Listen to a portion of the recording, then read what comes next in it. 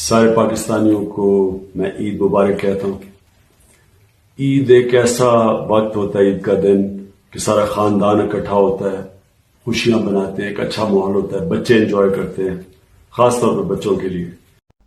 السلام علیکم جی، میں ہوں ضیاء بلوچ۔ سامعین، پہلی مرتبہ میں نے چاہا کہ اس ویڈیو کا آغاز میں اپنے آپ سے نہ کروں، اپنی گفتگو سے نہ کروں، بلکہ عمران خان صاحب کی گفتگو سے کیا جائے۔ اور آپ نے عمران خان صاحب کی گفتگو سنی، بے شک ریکارڈڈ ہے، لیکن وہ آپ کو عید مبارک کہہ رہے ہیں۔ وہ بندہ جیل میں بیٹھا ہوا ہے جی، آگے بہت کچھ ہے میرے آج کی پٹاری میں بہت کچھ ہے، آپ یقین کریں، اور آپ کو انشاءاللہ مزہ آ جائے گا۔ اس میں مطلب خاصے ویژولز ہیں۔ تو آغاز کرتے ہیں جناب، سب سے پہلے کہ عمران خان صاحب کو میں نے گزشتہ ویڈیو میں بتایا کہ انہیں عید نماز پڑھنے کی اجازت نہیں دی جا رہی۔ وجہ کیا بتائی جا رہی ہے؟ سیکیورٹی ہے۔ اور میں نے پچھلی ویڈیو میں آپ سے کہا تھا کہ کیا ہی اچھا ہو، ٹھیک ہے سیکیورٹی ہوتی۔ عمران خان صاحب جب بنی گالا اور زمان پارک میں تھے تب بھی وہ سیکیورٹی میں نماز ادا کرتے تھے۔ مثال ضروری نہیں کہ ہزاروں کے اجتماع میں، یا فرض کرو 750 لوگ ہیں جیل میں، تو 750 لوگوں کے ساتھ ان کو جا کر عید نماز پڑھنے دی جائے۔ تو کیا ہی اچھا ہو کہ جناب کو 8-10 لوگ علیحدہ کیبن بنا لیں، علیحدہ مطلب راستہ بنا لیں، اسی احاطے میں کوئی جگہ بنا لیں، جب جماعت ہو رہی ہو عید نماز کی تو اس میں وہ بھی شامل ہو جائیں۔ اس میں بے شک شاہ محمود قریشی ہوں، عمران خان صاحب ہوں، اور 2-4 ان کے سیکیورٹی کے لوگ ہوں، جناب آفیشلز ہوں، جو جیل سپریڈنٹ ہو جائیں، 2-4 اور لوگ ہو جائیں، وہاں کے ملازم ہو جائیں، قاری صاحب آ جائیں، کوئی اور ڈاکٹر صاحب آ جائیں، کوئی اور ہو جائے۔ تو مطلب کیا تو جا سکتا ہے، لیکن کرتے نہیں۔ اور یہی بات جو میں کہہ رہا تھا آپ کو، وہ محترمہ مہر بانو قریشی صاحبہ، شاہ محمود قریشی کی جو اہلیہ ہیں، وہ بتا رہی ہیں آپ، کیونکہ ایسے ہی بنی گالا اور زمان پارک میں ہوتا رہا، وہ علیحدہ جناب نماز پڑھتے رہیں۔ تو لیکن محترمہ مہر بانو قریشی صاحب کیا کہہ رہی ہیں، ذرا ملاحظہ فرمائیں۔ ان سے پوچھا تو عید نماز تو پڑھنے دیں گے انہیں سب کے ساتھ، تو انہوں نے کہا نہیں جی، ہم مجھے اجازت نہیں دے سکتے، ان کی سیکیورٹی کی وجہ سے وہ ان کو نماز اپنے سیلز میں پڑھنی پڑے گی اکیلے میں۔ شاہ صاحب اور خان صاحب اکیلے پڑھیں جی۔ تو میں نے کہا اگر آپ کو سیکیورٹی کے خدشات ہیں تو آپ ایسے کیوں نہیں کرتے کہ شاہ صاحب اور خان صاحب اور جو جیل کے کچھ حکام ہیں وہ آپ الگ سے ایک جگہ پہ ان کے لیے باجماعت نماز کریں۔ جتنے سیاسی قیدی ہیں عید پر تو ان کو ملنے دیں، عید پر ان کو صرف ملنے نہ دیں، صرف نماز ادا کرنے دیں۔ وہ نماز ادا کریں گے، عید مبارک کہیں گے، گلے لگیں گے اور اپنے سیلز میں واپس چلے جائیں گے۔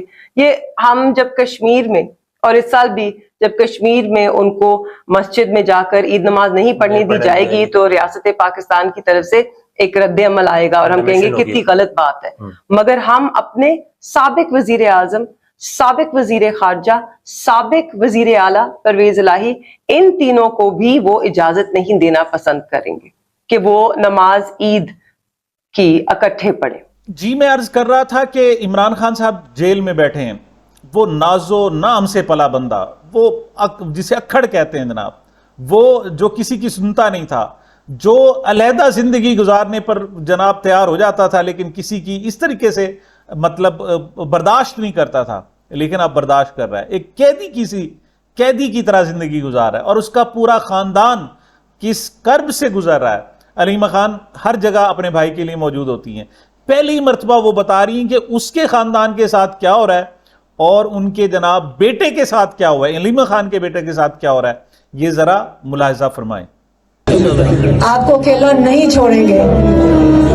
ہمارے گھر میں کیا ہے، میرا بھائی جیل میں ہمارا بھانجا جیل میں، ہمارے اوپر دہشت گردی کے کیسز ہیں، ہمیں عدالت جانا پڑتا ہے۔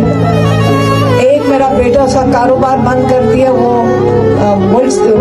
گھر سے بھی دربدر ہے کیونکہ اس کو بھی انہوں نے ملٹری جیل کے اندر ڈالنا ہے۔ تو اس کو ہم نے کہا کہ گھر میں واپس نہ آئے، تو وہ بھی 8 مہینے سے نہیں ہے۔ تو کوئی بات نہیں، ہم آگے اسی طرح چلیں گے، اس کو جہاد سمجھ کر، یہ سمجھ کے کہ ہم تاریخ کا ایک اہم جو ایک دور گزر رہا ہے، ہم بڑے خوش قسمت ہیں کہ ہم اس کا حصہ بن چکے ہیں۔ ویسے ایک گلہ میں یہاں دوں گا کہ جب آپ نے سب کے نام لیے تھے، احسان کا نام بھی لیا تھا، اپنے بھانجے کا، بھائی کا، کیا یہ اچھا ہوتا کہ اپنی بھابھی کا بھی نام لے لیتی، نند بھاوج والی بات تو نہ رہتی نا کم از کم۔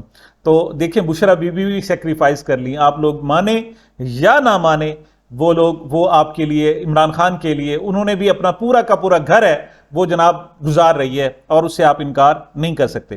لوگ کیا کر رہے ہیں جناب؟ لوگ پاکستان کے لوگ عمران خان صاحب سے محبت کرتے ہیں, ٹوٹ کے چاہتے ہیں, ڈٹ کے چاہتے ہیں جناب. اور اب ماسک کا, میں باہر نکلا رات کو, چاند رات کو میں نے دیکھا کہ ماسک ہی ماسک لگے ہوئے لوگ اور جناب جا رہے ہیں. عمران خان کا ماسک ہے, ماسک بک رہے ہیں جناب مارکیٹوں میں دھڑا دھڑ بک رہے ہیں اور خوب سیل ہو رہی, بلکہ اوور چارجنگ ہو رہا ہے اور خوب لوگ لگا کر پھر نہ صرف وہ بچ رہے ہیں بلکہ لوگ سڑکوں پر پھر رہے ہیں, نوجوان, عورتیں, مرد سارے ماسک لگا کر پھر رہے ہیں. صورتحال کیا ہے جناب؟ صورتحال بڑی جناب شاندار ہے.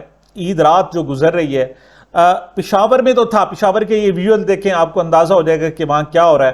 مطلب پشاور میں تو تھا لیکن پشاور سے ہٹ کر بھی بہت کچھ ہو رہا ہے. پہلے دیکھیں جناب یہ پشاور یہ کیا کہہ رہا ہے.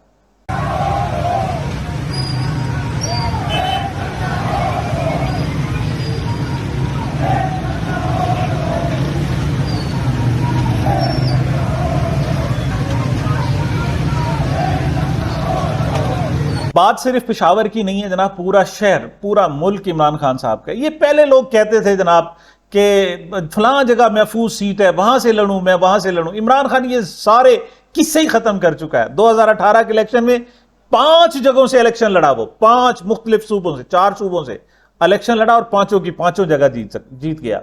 اس کے بعد لوگوں نے کھیل کھیلا, پوری کی پوری ریاست نے اس کے ساتھ کھیل کھیلا, مطلب اداروں نے کھیل کھیلا. اور جو سیٹیں جناب خالی قرار دی گئی تھیں وہاں پر الیکشن ہوئے, خان 8 جگہوں سے 12 جگہوں سے لڑا اور 12 جگہوں سے جیت گیا, حالانکہ کسی ایک حلقے میں ایک دن بھی نہیں گیا تھا. تو آپ یہ کہہ ہی نہیں سکتے, ہر طرف ایک ہی صورتحال ہے. خان کی جناب محبت ہے خان کی, اور ایسا ہو رہا ہے کہ جتنا یہ ظلم ڈھاتے ہیں بڑھتی جاتی ہے, اسے جتنا دباؤ گے یہ اتنا بڑھتی جا رہی ہے. لاہور میں کیا ہو رہا ہے ذرا دیکھیں.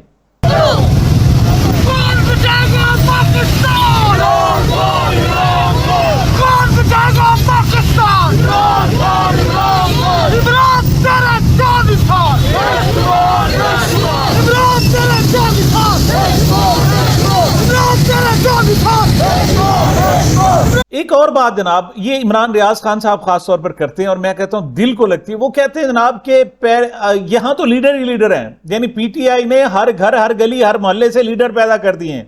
مطلب پہلے ڈھونڈنے سے ملتے تھے نا, ورکرز ہوتے تھے, لیڈر نہیں ملتا تھا. اب تو لیڈر ہی لیڈر ہیں, ہر ورکر لیڈر, اور خاص طور پر جو بندہ جیل سے آیا ہے وہ تو لیڈر ہی لیڈر ہے. دیکھیں یہ جناب انٹرویو ہو رہا ہے ریلی کے دوران, نوجوان جو ہے وہ موٹر سائیکل پر بیٹھا ہے درمیان میں, وہاں پر انٹرویو ہو رہا ہے اور وہ کس طرح اپنے خیالات کا اظہار کر رہا ہے. بلکہ اس پر لکھا ہوا تھا کہ کہیں یہ نوجوان پکڑا نہ جائے, اس کو اٹھا نہ لیا جائے. لیکن ان کا جوش دیکھیں, جذبہ دیکھیں, ان کے خیالات دیکھیں, اور کتنی میچورٹی ہے خیالات میں, اور کس طرح قطعیت ہے, جس طرح کہتے ہیں یقین ہے اور بالکل کانفیڈنس ہے. یہ صورتحال ملاحظہ فرمائیں.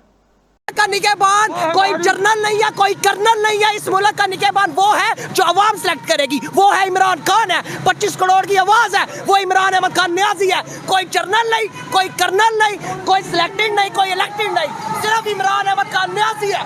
صرف عمران خان اس وقت جیل میں کیا کرے گا وہ آپ کے؟ عمران خان اگر جیل میں بھی ہے نا تو وہ شیر کے بچے نے الیکشن جیتا ہے, تم لوگوں نے اس کو مینڈیٹ نہیں دیا, یہ سلیکٹڈ نے مینڈیٹ نہیں دیا اسے.